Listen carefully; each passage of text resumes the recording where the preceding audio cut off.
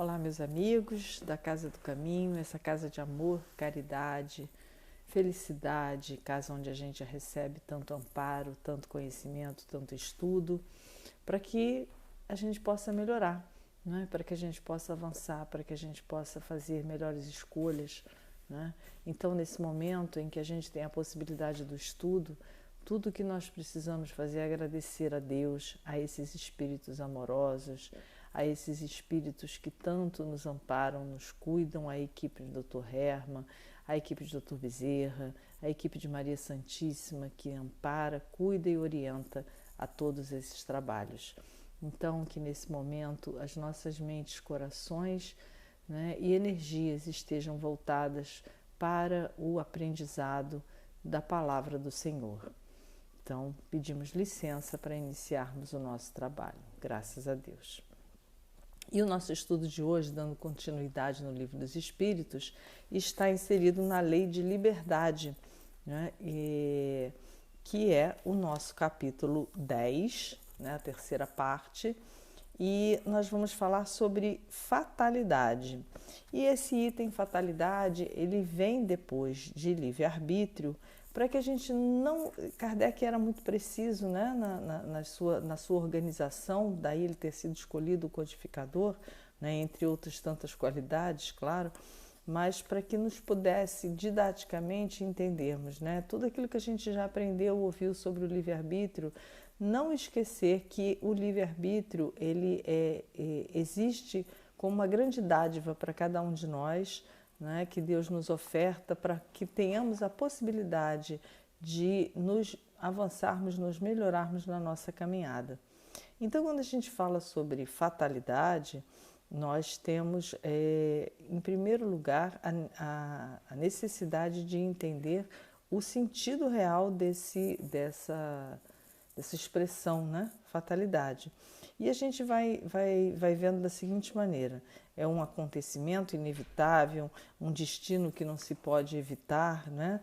Ou um fardo que alguns carregam, né? É fatal, não tem como, um pré-determinismo, né? Essa questão do pré-determinismo, então, ela é muito interessante tratada nessa primeira pergunta aqui desse nosso estudo de hoje, porque pré-determinado está exatamente o quê? Né? Aquilo que a gente não pode evitar, ou seja, né, o fatalismo, é predeterminado somente para as provas físicas.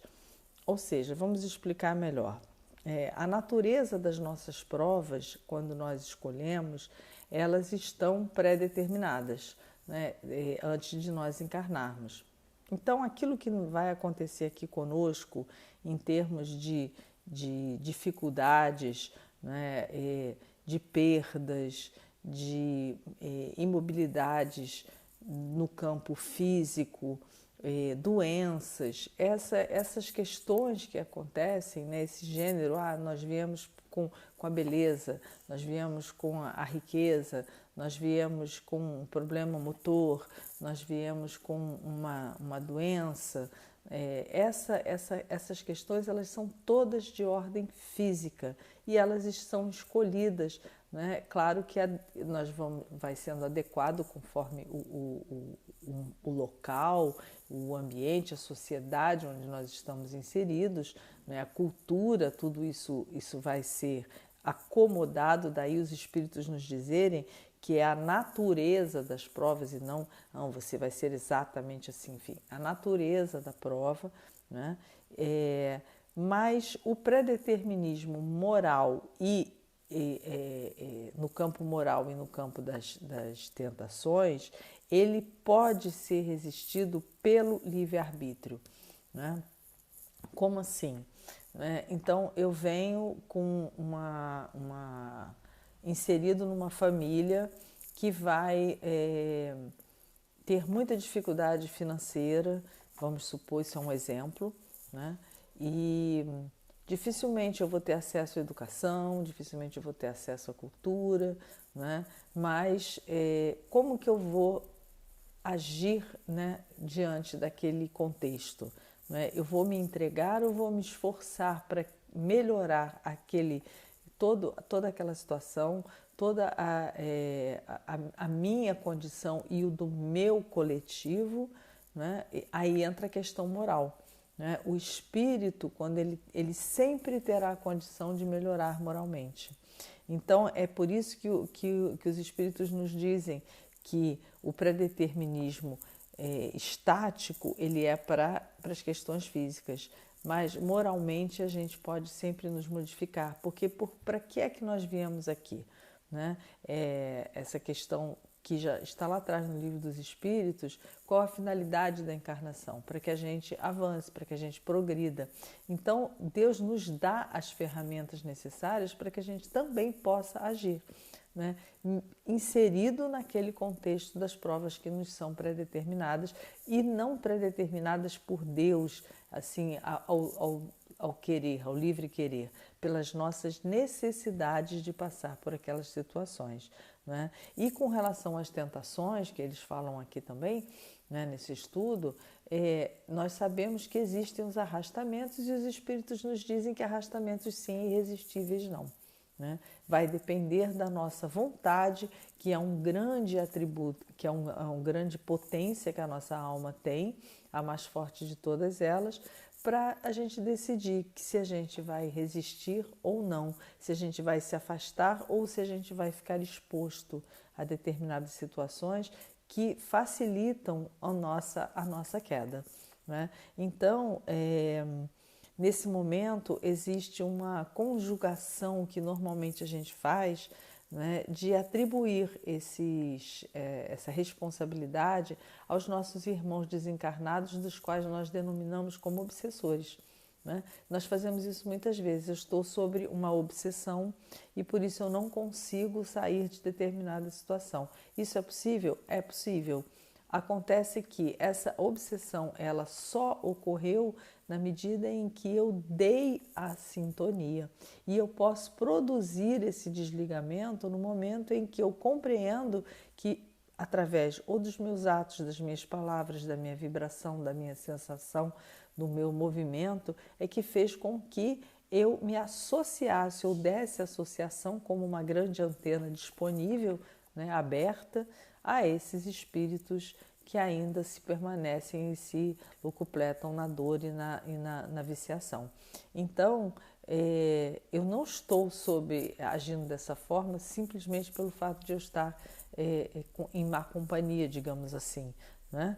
A influência que os espíritos exercem em mim no mal poderiam estar ocorrendo de uma outra forma se eu tivesse dado associação a espíritos do bem, se eu tivesse trabalhado no bem, se eu tivesse acreditado em Deus, na fé, trabalhado a minha fé para que ela se potencializasse, que eu tivesse certeza, né, já com conhecimento da imortalidade da alma, de que é através do bem que nós chegamos, né, mais próximos de Deus. Certamente eu teria a melhor companhia possível e teria os melhores conselhos ao meu lado. Então a gente precisa sempre se lembrar que essa influência ela é determinada pelo nosso livre-arbítrio e nunca pela questão do determinismo das provas físicas que nós estamos inseridos.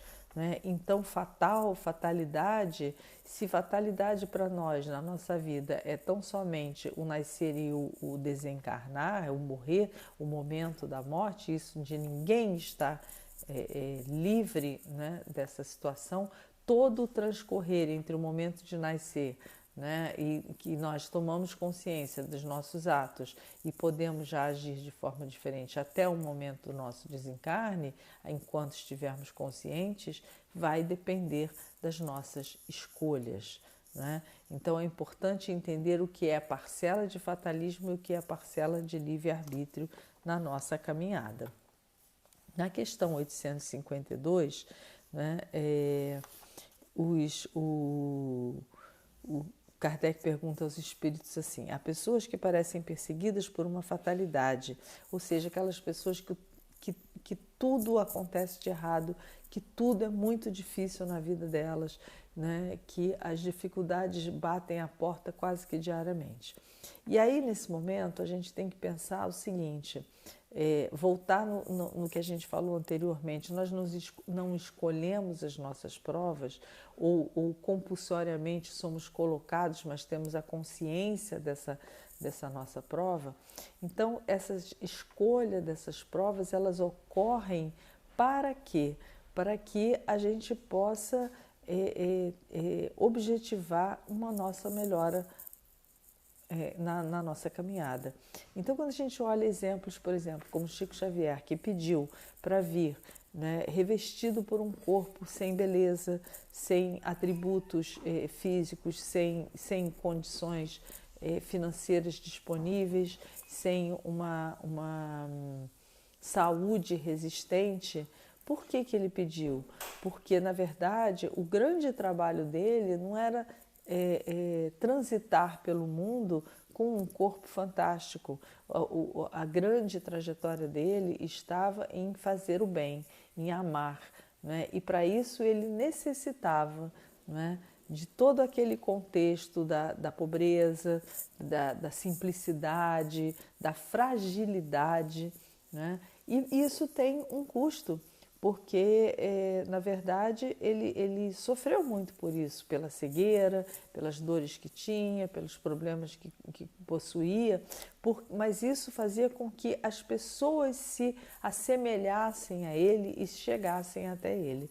Então, o que a gente tem que ter de importante na nossa mente é o seguinte: toda dificuldade ela vem não para que nós venhamos a sofrer, mas para que nós, através desse sofrimento, que é temporário, porque todo sofrimento no plano terreno, plano físico, ele é temporário, ele possa ser semeadura de algo maior e melhor, né? Então, se a gente pega aquele sofrimento, se a gente pega aquela situação e transforma em exemplo, em modelo, em alavanca de avanço para a nossa caminhada, a gente está fazendo o melhor possível com aquela nossa escolha difícil, né? É como um alpinista que quer chegar ao topo da montanha e ver a vista, ele precisa fazer um esforço muito grande e sofre muito para que lá ele consiga chegar e ter o privilégio de ver o que talvez a grande maioria não possa admirar, né? Mas a gente também não pode esquecer de uma outra lei que está embutida em todo esse processo, porque as leis divinas elas estão todas interligadas, né? Não é uma lei de uma coisa e depois passamos para outra lei, assim como é na nossa sociedade. A lei divina ela é perfeita e imutável e ela está toda interligada. Então ela está ligada nesse momento em que? Na lei de causa e efeito. Porque também, ao mesmo tempo que eu sofro uma dificuldade para que dali eu possa extrair uma melhora, eu também naquele momento estou regenerando alguma coisa que é algum equívoco meu do passado. É importante a gente entender isso, né? Porque Deus não vai esperar que a gente pague para só então a gente ter crédito e possa começar uma nova situação. Isso é um mecanismo nosso, humano, da nossa sociedade, mas não é assim com Deus. Deus sabe que não pode nos isentar, né, dos nossos resgates, das nossas reparações, mas Ele nos dá a possibilidade, no momento em que nós já possamos entender e dali extrair uma lição e um movimento de melhora para todo o nosso entorno. Então, isso é fatal, porque Deus sempre vai fazer com que nós passemos pelas dificuldades para que a gente possa aprender alguma coisa melhor, né? E aí na questão 853, vamos ler a pergunta aqui. Qualquer que seja o perigo que nos acontece, nos ameace, a hora da morte, e a hora da morte ainda não houver chegado, nós não morreremos? Não. E os espíritos respondem que nós não vamos morrer. Não perecerás, e tens disso milhares de exemplos. É claro que a gente tem. Quantas vezes a gente considera que aquele teria sido o nosso momento que a gente nem imagina como que a gente saiu daquela situação, né? Como que a gente teve algum problema, alguma situação, né, que impediu, algum empecilho para que a gente pegasse determinado avião e aquele avião sofreu um acidente, que a gente volte em casa para pegar um documento que esqueceu e naquele momento houve um tiroteio e nós escapamos. Então a gente acha que a gente escapa das situações, né? Escapamos porque na verdade não era o nosso momento, né? No nosso planejamento nós no instante em que nós precisarmos desencarnar, nós iremos desencarnar. Mas e a moratória? Né? Todo mundo já ouviu falar de moratória, né? Chico teve uma moratória pelo amor, né? Além de ele ter tido uma vida toda dedicada ao bem, ele se propôs a ficar mais tempo na medida em que ele gostaria, era desejo dele real auxiliar, dedicar todo o amor dele no fim da sua vida para as mães que perderam seus filhos. Então, foi concedido a ele uma moratória para que ele fizesse esse trabalho. Não que ele tenha pedido em troca de mais vida. A gente precisa entender isso porque não há o que a gente faça, né, em troca, porque Jesus não é um mercador, Deus não é um mercador, ele não troca, ele não faz negociatas conosco. Então não adianta eu achar que eu vou fazer o bem a vida inteira para poder ter uma condição melhor quando eu desencarnar. Não é por aí, ou que eu vou ganhar mais tempo de vida aqui porque eu fiz o bem. Eu preciso fazer o bem, pelo amor. O que acontecer, se eu terei uma moratória, se eu não tiver uma moratória, isso não importa. Porque, na verdade, a vida é a trajetória toda, é o conjunto das encarnações e mais o tempo em que eu passo na erraticidade. Então, não importa se eu estou aqui, se eu estou lá, sempre estarei com os meus queridos. Mas é importante que a gente faça o amor, que a gente faça o bem através do amor, né? Mas aí, essa questão, ela provoca uma outra questão que vem logo em seguida, que Kardec pergunta assim, né?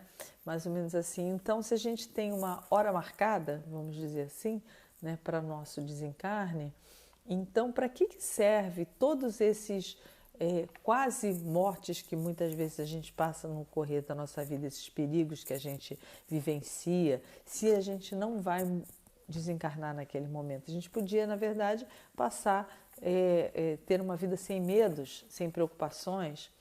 Primeiro a gente precisa pensar o seguinte: Deus nos deu um instinto de conservação porque a nossa vida aqui é muito preciosa.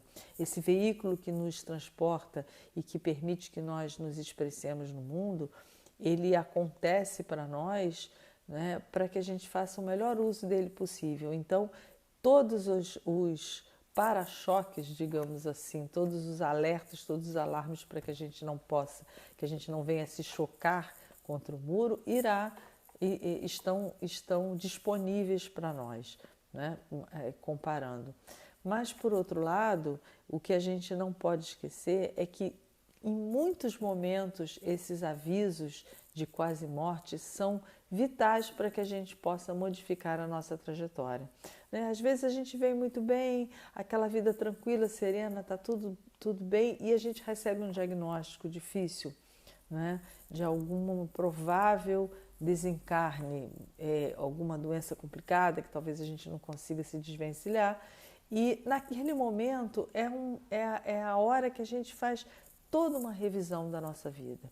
A hora que a gente não embarca naquele avião que depois a gente sabe que veio a sofrer um acidente e todos sucumbem, né? O que a gente pensa naquele momento? A gente sai para comemorar que a gente está vivo? Não, a gente tem que celebrar todos os dias, porque todos os dias que a gente acorda é uma nova oportunidade na nossa vida. Mas não é isso. A gente precisa aproveitar esses sinais que Deus nos dá diariamente, né? De todos os perigos, de todas as coisas que nos acontecem, de todas as dificuldades, né? Para a gente rever aquilo que a gente está fazendo. O que será que a gente está fazendo, né? naquela última situação difícil que eu passei, será que eu continuei agindo exatamente da forma como eu agia antes? Será que eu me exponho diariamente a determinado perigo? Né? E será que esses pequenos... eu estou sendo poupada, né, diversas vezes para quê? Para que eu tenha a possibilidade de perceber que vai chegar o momento que eu não serei ou poupado, porque essa é uma certeza, todos nós iremos desencarnar. Então a nossa preocupação não deve ser porque a gente foi poupado, e sim a forma como nós estamos vivendo, se ela está fazendo sentido com aquela prova que a gente escolheu para viver. Ah, mas eu não me lembro da prova que eu escolhi para viver. É só nós olharmos a vida e as nossas dificuldades e as nossas facilidades. Vamos pensar, por exemplo, muitas vezes nós somos possuidores de determinados medos que não fazem sentido para nós, né?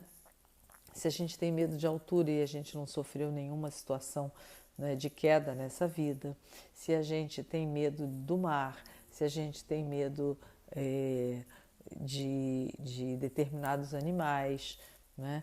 É claro, de velocidade, né? De briga, de conflito. Então a gente vai montando como se fosse um quebra-cabeça e a gente vai percebendo que algumas situações são colocadas para nós para que a gente, vença determinados medos, mas por outro lado que a gente respeite também aquilo com o qual a gente não consegue lidar ainda, porque aquilo é o nosso registro. Então eu vou trabalhando, é um trabalho de autoconhecimento que a doutrina nos propõe, para que a gente saiba por onde a gente precisa caminhar, né? Então, todos os dias é uma nova história que acontece conosco e que a gente precisa abraçar essa oportunidade, porque são os sinais que Deus vai nos dando para que a gente possa caminhar melhor, né? Então, a gente nunca deve desprezar, né, esses movimentos quando eles acontecem conosco, quando a gente escapa, quando a gente é poupado de alguma situação de quase morte e que a gente precisa olhar para essa situação e rever o nosso comportamento diante daquela situação. O que me levou até aquela situação limite? Por que eu tive aquela situação limite? Né? Então, é importante que a gente possa verificar isso e fazer com que a gente perceba a nossa conduta, né? Essa é a grande lição dessa pergunta. E aí os Espíritos nos dizem, por meio dos perigos que correis, Deus nos lembra a vossa fraqueza e fragilidade da vossa existência. Porque muitas vezes a gente sobe no salto alto, né? E a gente se acha todo poderoso, aquele que não sofre nada, que consegue escapar de tudo, né? Que consegue vencer todas as barreiras. Isso pode ser muito bom, mas também pode ser muito ruim, porque infla o nosso orgulho. Então, tão importante quanto nós nos preservarmos, também está em nós observarmos e atentarmos sobre o que acontece na nossa volta, né? A causa e a natureza do perigo, que é sobre isso que ele fala aqui para nós. Mas tem aquelas pessoas que, por exemplo, pressentem, né, a chegada da morte, do desencarne. O que acontece nesse momento? Né? Kardec questiona os espíritos com relação a isso e os espíritos nos ensinam o seguinte, que quem pressente não é o homem, é o espírito, né? E quem teme é o homem, né? Ou seja, a matéria, a parte humana, material de cada um de nós, né? Mas o pressentimento, ele é um sentimento que nasce no espírito. Por quê? Porque ele tem a sensação, ele tem a percepção.